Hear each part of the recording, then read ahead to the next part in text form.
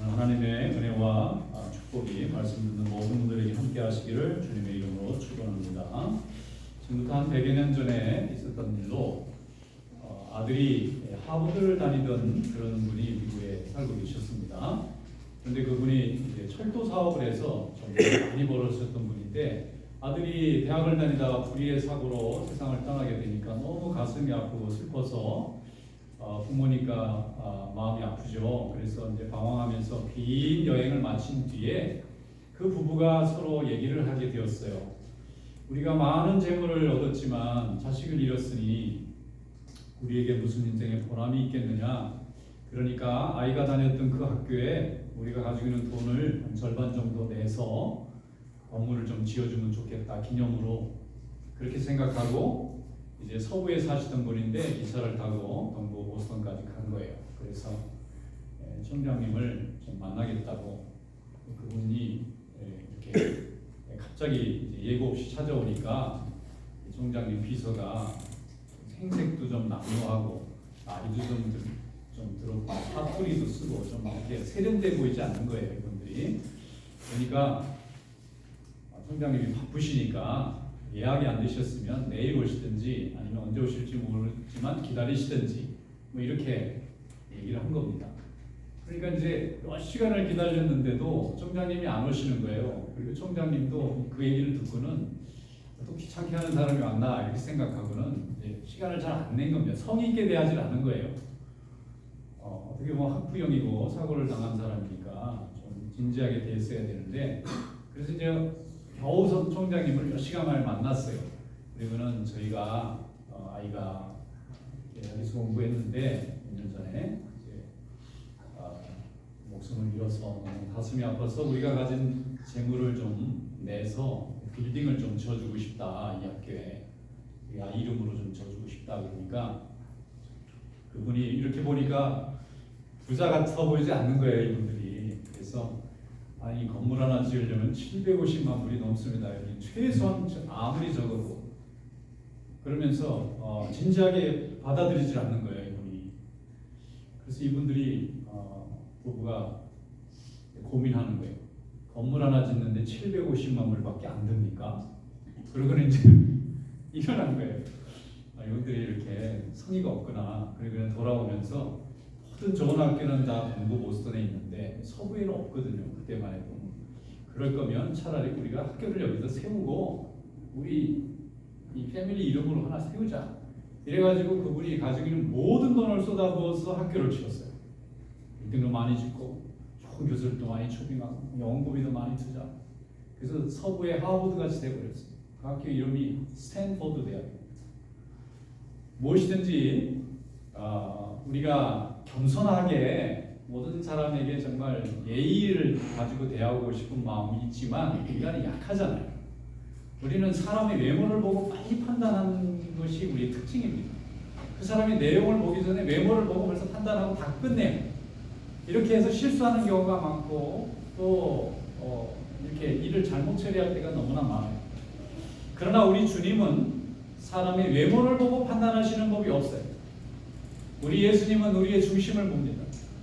우리가 아무리 연약하고 부족하고 실수성이라도 우리가 가지고 있는 작은 가능성 속에서도 큰 하나님의 은혜를 찾아내시는 분이에요. 그래서 오늘 우리가 예수님에게 오는 겁니다. 우리 하나님 아버지께 나오는 겁니다. 세상에서는 우리가 인정받지 못하고 또 영접받지 못할지라도 하나님 앞에 오면 우리는 영접받습니다. 누구든지 예외 없이 사랑을 받습니다. 오늘 그 위로와 소망이 우리 주님에게 있어요. 그래서 오늘 우리가 하나님 앞에 나온 줄 믿습니다. 오늘 본문 말씀에 보면 중심을 보시는 주님과 외모를 보는 세상에 대한 비교를 보는 한 여인에 대한 얘기를 통해서 우리에게 보여주고 있어요. 오늘 주신 하나님의 말씀인 줄로 믿고 다 함께 한번 읽어보겠습니다. 누가복음 7장 45절부터 47절 말씀 다 함께 읽어보겠습니다. 너는 내게 입맞추지 아니하였으되 그는 내가 도를 때로부터 내 발에 입맞추기를 그치지 아니하였으며 너는 내 머리에 감람류를 붓지 아니하였으되 그는 향유를 내 발에 부었느니라. 이러므로 내가 내게 말하노니 그의 많은 죄가 사하여졌도다. 이는 그의 사랑함이 많음이라. 사함을 받은 일이 적은 자는 적게 받았느니라. 아멘. 아멘. 예수님에게 어느 날 시몬이라는 이름을 가진 바리새인이 식사 초대를 했습니다. 그 당시에는 좀 유명한 분이나 아니면 높은 분이나 존경받는 분을 식사 초대를 하면 그분만 오는 게 아니라 그분과 함께 움직이는 분들이 같이 오고, 또 동네 사람들도 유명한 분이 왔으니까 같이 또 잔치도 벌어져서 집에 사람들이 바글바글한 거예요. 이렇게 할 수 있는 사람은 좀 재력이 있어야 이 일을 하지, 돈 없는 사람은 이렇게 함부로 이 뱅킷을 못합니다. 그런데 예수님이 당시에 사람들에게 너무나 많은 존경과 사랑을 받고 있었기 때문에 이 바리새인 시몬이라는 사람은 이분을 한번 모시고 싶은 마음이 든 거예요. 그리고 이제 모셨습니다. 그러니까 예수님의 12제자도 따라온 거죠. 그리고 동네 사람들도 우리 동네 제일 갑부가 예수님과 그 제자들을 모셔서 식사 대접을 한다더라, 우리도 가자. 그래서 모든 사람들이 와서 집에 바글바글한 겁니다. 유대 사람들은 밥 먹을 때 우리처럼 이렇게 의자에 앉는, 고대에는 그런 방식으로 사용하지 않고 큰 테이블이 있으면 상석에 올려놓고 거기에 이제 식사 초대 받은 그 귀빈들이 앉아가지고 약간 이게 비스듬히 누워가지고 발을 바깥으로 빼고, 이 상체는 이 밥상 쪽으로 이렇게 비스듬하고 있으면 이제 종들이 와서 발도 씻겨주고 음식도 가져다주고 그러면서 이렇게 오랫동안 몇 시간씩 이제 얘기하는 거예요. 그러니까 본인들은 음식을 먹는 거지만 그 높은 분들, 귀한 분들이 오는 걸 또 동네 사람들이 와서 구경하면서 밑에서 또 계속 음식이 막 벌어져 있는 그런 상황인 거예요. 근데 예수님이 이제 오셨는데 좀 이상한 거는, 보통 이렇게 귀한 분을 식사 초대를 하고 온 잔치가 벌어지고 동네 사람들이 다 그 집에 모이게 되면 귀한 분이 왔기 때문에 유대의 관습이 일단 들어오면 이제 앉으시잖아요. 그러면 이제 발을 씻어드리는. 왜냐면 그 사람들은 우리 같은 신발이 아니고 뭐 샌들 비슷하게 대충 묶어가지고 다니니까 걸어오는 동안에 흙이 먼지가 가득 찹니다. 그러니까 그걸 씻어줘야 되는 거예요. 손님이니까. 그 다음에 이제 뭐 옷도 땀도 젖고 그러니까 그 유대에는 제일 흔한 게 이 올리브유, 감람유라고 성경에 되어 있는데 이걸 가지고 이제 머리도 발라주고 이렇게 몸도 이렇게 손도 씻게 해주고 이러면서 향기가 나게, 좋은 날이니까 지저분하고 막 땀 냄새 나고 씻은 냄새 나는 것보다 향기로운 냄새가 나면 좋잖아요. 그러니까 발 씻어주고 기름 발라주고 이게 당연한 거예요. 그리고 이렇게 해야 되는 건데 예수님과 12제자가 왔는데 이 바리새인 시몬이 안 오는 거예요. 발도 안 씻어줘, 기름도 안 발라줘, 밥만 먹으라는 거예요. 그러니까 뭐가 빠진 거죠? 초청은 했는데 예우가 없어요. 그러면 예우가 없다는 건 그 초청한 호스트의 마음이 반영되어 있는 거예요.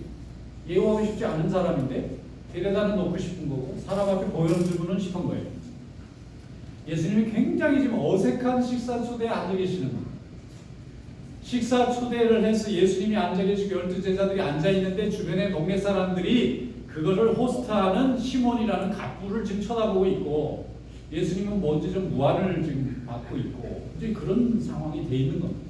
성경에는 자세하게 설명되어 있지 않고 식사 초대를 했다 그러니까 상당히 대접한 걸로 되어 있지만 앞뒤 문맥이나 정황을 이렇게 보면은 예수님이 사실 식사 초대 받아서 이렇게 언어를 받는 것이 아니라 약간 언어를 받지 못하고 계십니다. 근데 갑자기 그 동네에서 제일 손가락질 받고 죄인이라고 이렇게 미움을 받는 여자와 한 사람이 오는 거예요.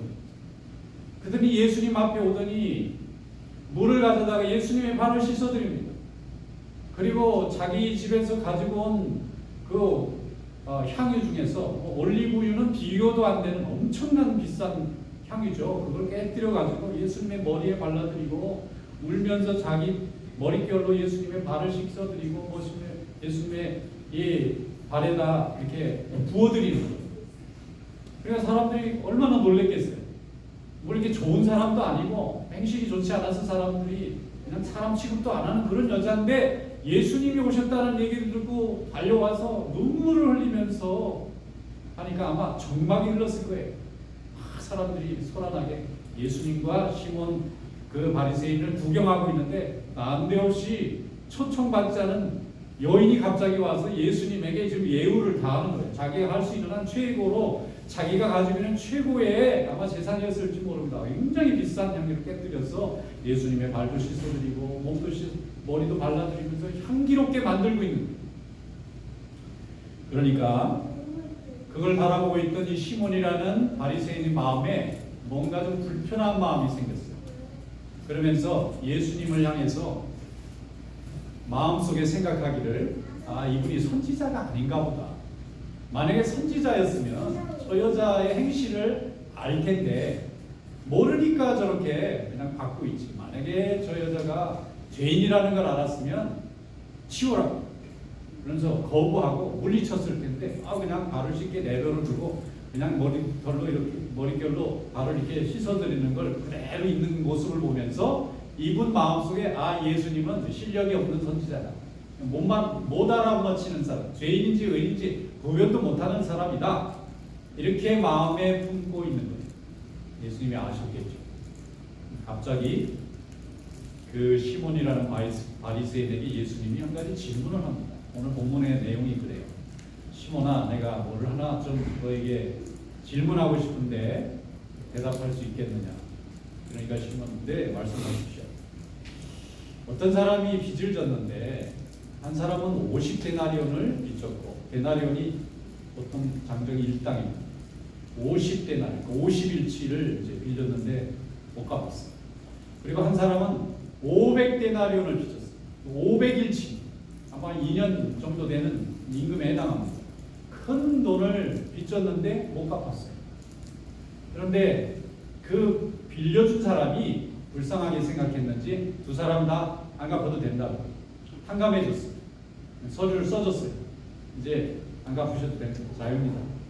자, 이런 경우가 있다면 누가 더 그 탕감해준 사람에 대해서 더 사랑하고 고맙게 생각할 것 같으냐? 네 생각은 어떠냐? 그거 물어봤어요. 그러니까 이 바리새인 시몬이 대답하기를, 그거야 많이 탕감받은 사람이 더 좋아하고 더 고맙게 생각했겠죠. 그랬더니 예수님이 네 말이 옳다, 네 대답이 옳다, 누구든지 그렇게 대답할 수밖에 없을 거라는 거예요. 그러면서 이제 예수님이 하시고자 하는 말씀을 꺼내는 거예요. 너는 내가 너희 집에 초청을 받아서 왔는데 팔 씻을 물도 안 줘,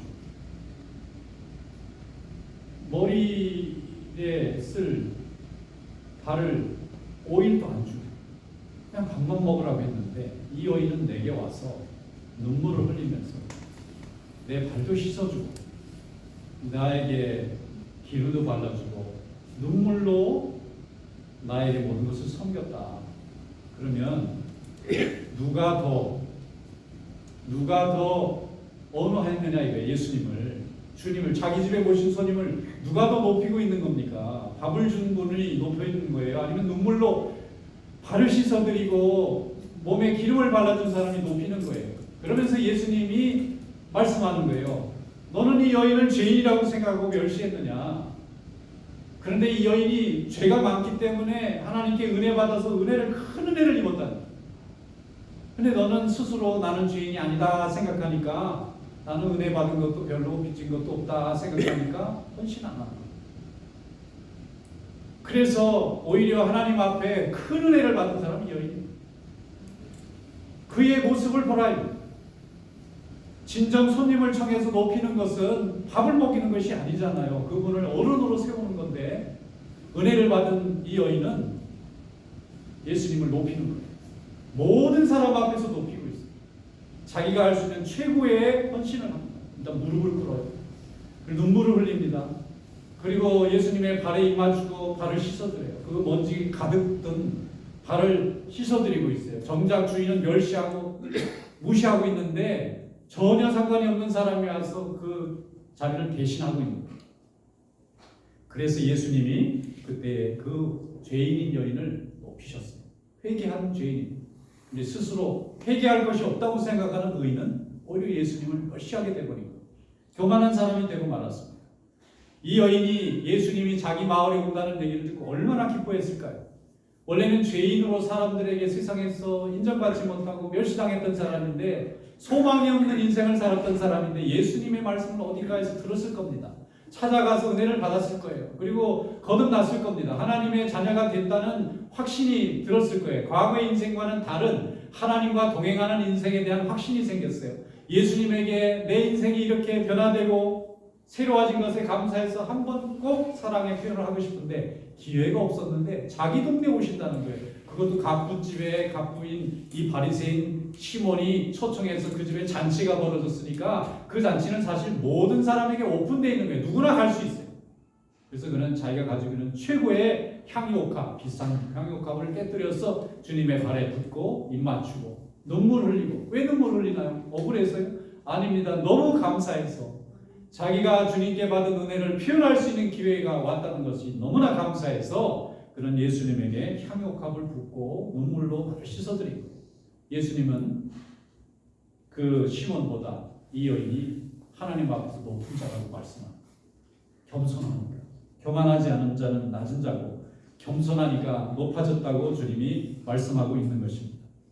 은혜를 받으면 누구나 구원의 감격이 있으면 세상을 이제 더 이상 의식하지 않습니다. 사람들의 시선을 의식하지 않습니다. 왜냐하면 내 안에 만족이 있고 내 안에 기쁨이 있고 소망이 생겼기 때문에 이제 사람들의 인정으로부터 오는 소망은 더 이상 매달리지 않아도 되는 거예요. 이 여인이 자기가 죄인으로 멸시받는 거 몰랐겠습니까? 그런데 그 귀한 선물을 가지고 주님 앞에 와서 그 사람들이 다 집중하고 있는 그 순간에 예수님의 발에 향유를 깨뜨려서 부었다고 하는 것은 이제 사람들의 판단 또 멸시 그 얘기에 이제 흔들리지 않겠다는 선언을 한 거나 마찬가지예요. 이제 주님만 바라보겠다는 거예요. 세상 사람들 바라보는 시선에 좌우되지 않겠다는 것입니다. 요한복음 5장에 보면은 예수님께서 수가성이라는 사마리아의 조그만 동네를 가셨는데 우물가에 한낮에 한 여인을 만나지 않습니까? 사람들 눈을 피해서 몰래 사람들이 안 오는 시간에 우물에 물을 들어왔던 그 여인을 예수님이 만나고 둘이 한 대화의 내용이 성경 말씀에 들어있어요. 어떤 내용인 줄 아십니까? 예배에 대한 얘기였어요. 유대인과 사마리아 사람들이 예배가 어느 쪽이 진짜 예배냐 갖고 다투는 얘기를 꺼냈어요. 수준 높은 대화를 한 거예요. 여인이 처음에는 유대 남자가 왔다 그러고 경계심을 갖고 있다가 그분이 하는 말씀이 우리의 영혼에 대한 얘기를 하잖아요. 누구 예배가 진짜 하나님께 받아들이는 예배입니까? 사마리아 사람들의 예배입니까? 유대인들의 예배입니까? 그러니까 예수님이 장소가 이제부터 문제가 되지 않고 신령과 진정으로 예배하는 자의 예배가 진정 하나님이 받으시는 예배가 될 거다. 할렐루야. 그날로 다 끝났습니다. 그때부터 사람들의 시선을 피할 필요가 없는 거예요. 신분이나 주의나 배경이 상관없이 진정으로 드리는 자의 예배가 받아들여진다는데, 그래서 동네에 뛰어들어가서 그동안 그렇게 피하고 도망다녔던 사람들을 찾아가서 내가 그리스도를 만났습니다. 우리가 그렇게 고민했던 문제, 우리가 그렇게 억울해했던 문제를 정확하게 답을 말씀해 주시는 분을 내가 만났습니다. 복음을 전했잖아요. 사마리아 수가성에 부흥의 축복이 일어나고 주님의 제자들이 많아졌습니다. 우리 하나님께서는 오늘도 우리에게 은혜 주신 줄로 믿습니다. 진정으로 은혜 받고 구원받은 믿음 가운데 살게 되면 이제 세상을 의식하고 그걸로 인해서 흔들리는 그런 믿음이 되지 않는 것입니다. 하나님께서 왜 바리새인들을 이렇게 자주 책망하셨을까 생각하니까 사람의 옳고 그름을 행실로 판단했기 때문에 그래요. 외모로 판단했기 때문에 그래요. 사람의 옳고 그름은 아무도 모릅니다. 주님밖에 몰라요. 그가 회개했는지 회개하지 않고 완고한 심령으로 스스로 앉아있는지는 아무도 알 수가 없어요. 그러므로 우리는 외모로 살아를 판단할 수 없는 겁니다. 판단해서도 안 됩니다. 판단하시는 분은 오직 하나님 한 분뿐입니다. 우리는 오직 죄인이에요. 회개한 죄인이냐 회개가 아직 안 된 죄인이라는 차이뿐이지 우린 죄인이에요. 하나님의 영광에 도달할 수 없습니다. 오직 예수 그리스도의 보혈의 능력이 아니면 우리는 하나님 앞에서 다 심판받을 죄인이에요. 그래서 우리가 사람 앞에서 스스로 높이는 것 자체가 죄인이에요. 죄인인 자가 자기 죄도 모르고 남의 죄만 지적하는 게 제일 비참합니다. 자기가 죄인인데 빨리 회개하고 구원받고 은혜 받으면서 다른 사람들에게 나와야 되는데 자기는 시커먼 죄인으로 살아가면서 다른 사람 작은 죄 때문에 그거 가지고 높아지고 낮아지고 행복이 없는 거예요. 하나님의 은혜 가운데 오늘도 평강과 자유를 누리는 그런 성도가 될 수 있기를 축원합니다. 시몬은 자기 재력을 믿고 자기가 남에게 얼마나 대접을 잘하는 사람인지 칭찬받으려고 주님을 모시다 와서 예의는 다 없애버리고 자기 자신만 높이려고 시간을 보낼 때 한 여인은 와서 자기의 모든 것을 헌신해서 주님을 높였어요. 주님을 높이는 자가 주님의 은혜 속에 있는 것입니다. 구원받은 인생은 바로 겸손한 인생이고 또 하나님 앞에서 낮아지는 인생이고 그것이 너무나 감사하고 기쁜 인생입니다. 여러분 주 앞에서 모두 겸손한 그런 삶이 될 수 있기를 축원합니다. 구원받은 이들은 하나님 앞에서 또 사람들 앞에서 겸손하고 순종하고 인내하고 기다리는 축복을 받습니다. 왜냐하면 조급하지 않으니까 이미 우리 안에서 구원의 열매가 다 이루어졌으니까 세상 사람들의 인정과 그들의 도움이 필요 없으니까 우리는 하나님 안에서 하나님의 자녀로 온전해졌습니다. 그래서 기다릴 수 있는 거고 참을 수 있는 거고 억울한 것이 아니라 감사해서 하나님 앞에 은혜 가운데 나올 수 있는 것입니다. 무례하고 교만한 사람의 특징이 뭡니까? 속에 아무것도 없어요. 자기가 죄인인데 인정하지 않으려니까 다른 사람을 정죄하면서 자기가 상대적으로 좀 나은 것처럼 생각할 뿐이지 은혜 받고 변하는 것이 아닙니다. 향유옥합을 깬 여인 앞에서 재력이 있고 남에게 베푼다는 칭찬을 받았던 시몬이 어리석은 자가 되어버린 거예요. 여러분 주 앞에 항상 감사하고 은혜 가운데 사는 그런 믿음이 될 수 있기를 축원합니다. 여러분의 향유옥합을 깨뜨려서 주님을 높이는 것이 여러분을 높이는 일. 마태복음 23장 12절에 말씀하기를 누구든지 자기를 높이는 자는 낮아지고 누구든지 자기를 낮추는 자가 높아지리라 그랬어요. 사도 바울 여러분 성경에서 보시죠. 이 사람이 예수님을 모를 때 자기를 높이려고 할 때 얼마나 위험한 사람이 됩니까? 수많은 사람들을 감옥에 집어넣고도 잘못인지도 몰라요. 감사를 모릅니다. 자기를 높이려고 하니까 다른 사람을 눌러야 되는 거예요. 높지 않은 사람이 다른 사람 위에 올라가려니까 다른 사람 자꾸 내려놓게 되는 거죠. 그런데 그가 예수 그리스도를 만나고 변화받은 뒤에 낮아지는 것이 높아지는 것을 알게 된 후에 어떻게 바뀌었습니까? 수많은 사람들을 의의 길로, 생명의 길로, 구원의 길로 인도하는 훌륭한 인생으로 하나님이 바꿔놓지 않으셨습니까? 여러분 은혜 받으면 구원의 감격이 있으면 하나님의 은혜 가운데 평강을 누리게 되는 줄로 믿습니다.